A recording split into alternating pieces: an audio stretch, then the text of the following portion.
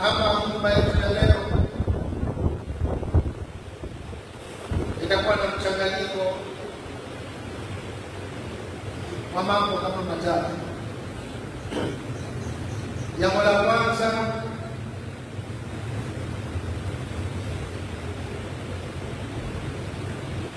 ni kujiandaa na mauti. Hili ndio ambalo tutakawaza nalo, kwa sababu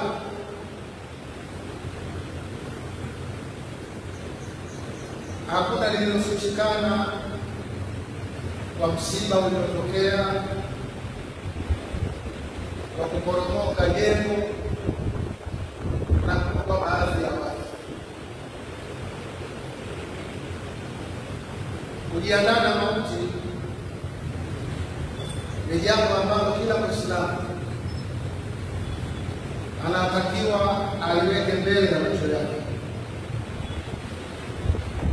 yaani aone mauti yako mbele yake.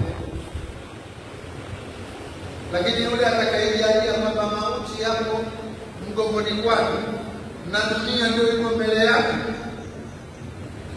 huyo atakasirika kabisa. Mauti yake mbele yako, ukiweka mbele mauti ukayatazama kwa jicho linalopaswa kuyatazama, basi utajiandaa vizuri na hayo mauti, kwa sababu utajua wakati wowote mimi nitaondoka. Na kwa namna hiyo hautosema uongo, kwa sababu unajua uongo utakuangamiza. Hautokuwa mwizi, kwa sababu utajua mwizi utakuangamiza. Hautoacha swala, kwa sababu utajua kuacha swala kutakuangamiza, kwa sababu mauti umeweka mbele. Kwa hiyo kitendo hiki kitakufanya uwe mcha Mungu,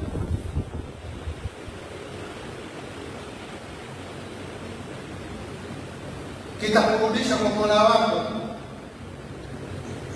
kwa sababu Mtume sallallahu alaihi wasallam anasema akthiru min dhikri hadhihi ladhat. Naona maneno haya, Mtume anasema fanyeni wingi kukumbuka mara kwa mara, kukumbuka kifo kinachokata ladha ya dunia. Nyinyi mmeshuhudia watu wakijirekodi, wakipiga simu, wakitafuta msaada, maana mtu amekata tamaa. Ladha ya dunia na maisha yaliokuwa yanatafuta na biashara zilizokuwa nazifanya wala hazizungumzi kama katika wakati huu. Hawezi kusema mimi huku na magaloni ya maguo sijui 200 au 300. Hawezi kuzungumza katika hali kama hii.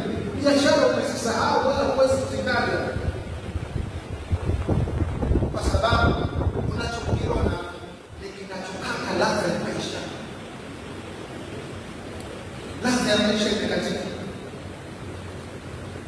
Kama katika hadithi nyingine Mtume sallallahu alaihi wasallam anasema kuntu na'idukum al-ziyarata al-qubur fazuruha, nilikuwa nimekukatazeni kuzuru makaburi, sasa hivi nendeni makaburini mkayatembelee, kwa sababu kufanya hivyo tudhakirukum al-maut, unakukumbusheni kufa.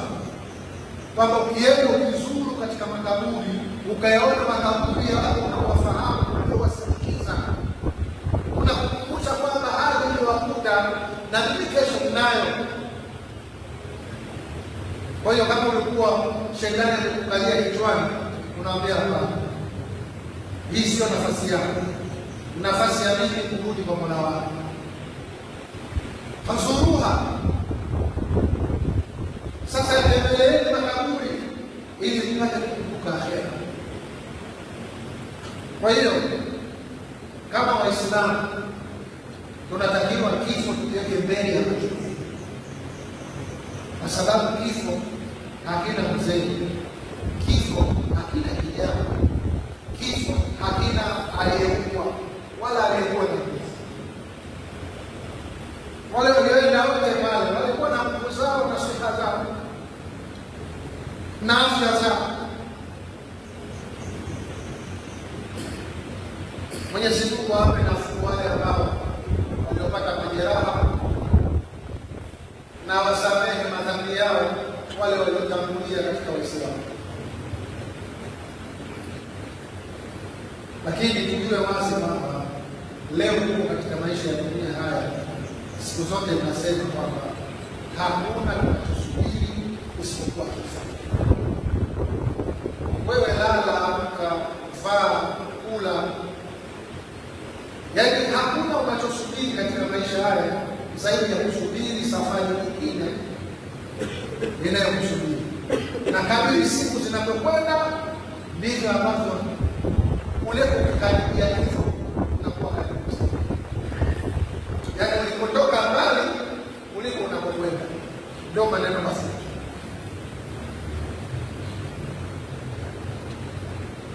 Sasa ni mtihani, na vifo vya ghafla ni dalili ya kiyama. Vifo vya ghafla ni miongoni mwa dalili za kiyama. Kiyama watu wanakufa ghafla kama hivi, watu wanakufa makundi kwa makundi. Hizi zote ni dalili za kiyama. Lakini si hizo tu, hata kiyama, yaani masuala ya biashara utanuka katika ulimwengu na dunia. Hizi zote ni dalili za kiyama. Kama katika hadithi ya Mas'ud, Mtume sallallahu alaihi wasallam akataja dalili za kiyama. Fushuka kiyama ni watu kushughulika na masuala ya kibiashara, hata tu'idu al-mar'ata zawjaha, mpaka ikafikia mwanamke amsaidie mumewe katika hizo biashara. Katika dalili za kiyama zilizotajwa na Mtume sallallahu alaihi wasallam. Na leo tunaona hata ukienda kule Kariakoo leo utawakuta kina mama wafanya biashara ni wengi kuliko watoto. Fushuku tijara, wanawake wataanza na mimba yao waondoke waende wakashughulike na masuala ya biashara. Na yule ambaye hana biashara kubwa katika wanawake atatafuta miongo na nazi na karanga na maembe na mapapai na maparachichi kwenye beseni na yeye, ili mradi asijae nyumbani, atoke nyumbani na yeye anafanya biashara, akifikiri kusunguka ni bora kuliko kukaa na familia yake nyumbani. Na asili ya mwanamke katika Uislamu, waqarna fi buyutikunna, wanawake wote watulisana. Lakini utakuta mwanamke huyu hana mtaji mkubwa wa maana wala hana biashara kubwa, atatafuta msichana kutoka kijijini amwache pale nyumbani, yeye achukue maparachichi na mihogo, wallahi azunguke katika mitaa akifikiri huku anatengeneza, lakini alipokuacha nyumbani kuna hakika zaidi kuliko kile anachokuja mitaani.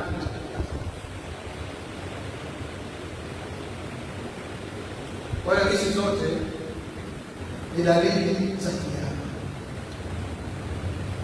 Ukisema dalili za kiyama, maana yake kujiandaa, kwa sababu dalili ziko wazi, zishajitokeza na kila mmoja anaziona. Zimebakia zile kubwa ambazo hazijitokeza.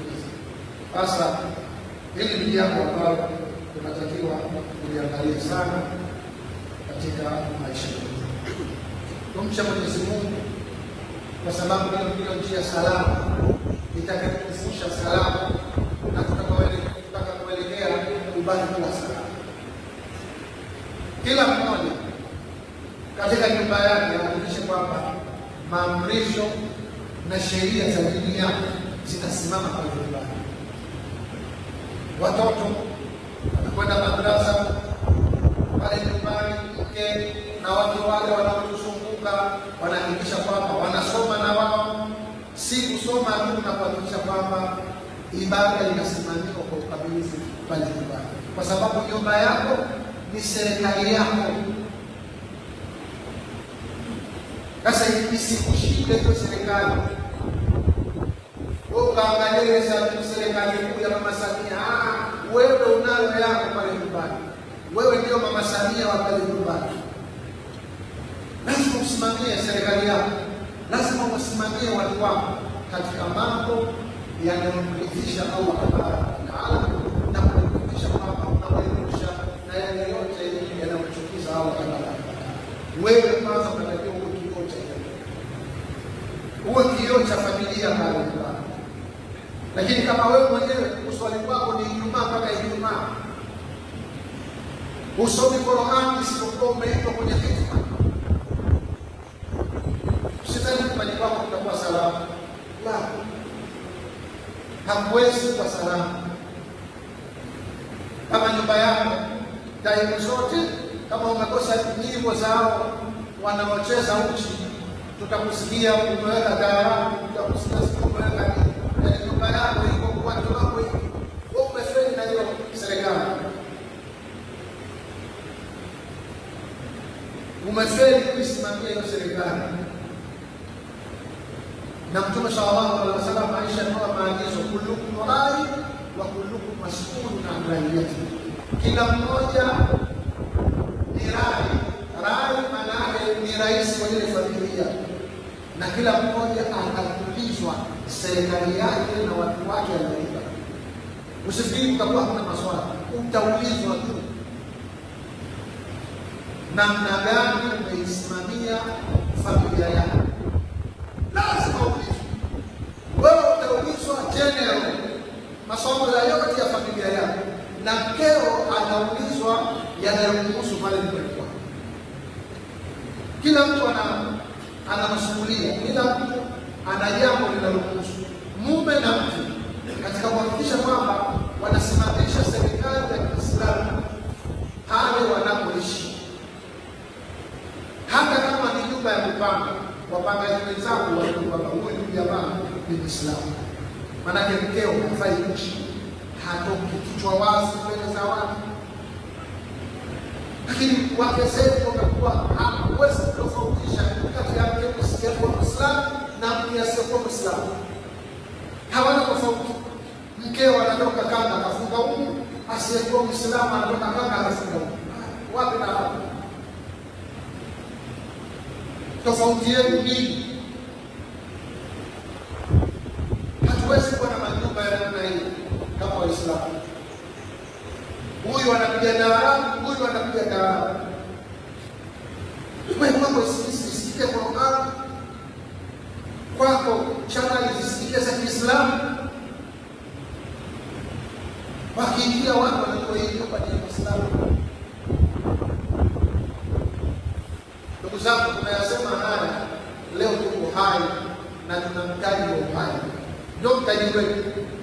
Wewe ukitaka kujua kama uhai ni gani, wewe ingia, usitafute huko Palestina. Wale waliokuwa mle ndio wanajua thamani ya uhai. Lakini mimi na wewe tunakula mkono, tukatafuta mkeka tukalala, tunaona hizi, tunaona masuala ni kawaida, lakini si kawaida. Hajakukuta mambo lakini ukuta utajua thamani ya uhai. Sasa nazungumza haya, najikumbusha mimi pamoja na nyinyi, tuhakikishe kwamba tunamcha Allah tabaraka wa taala asubuhi na jioni, usiku na mchana.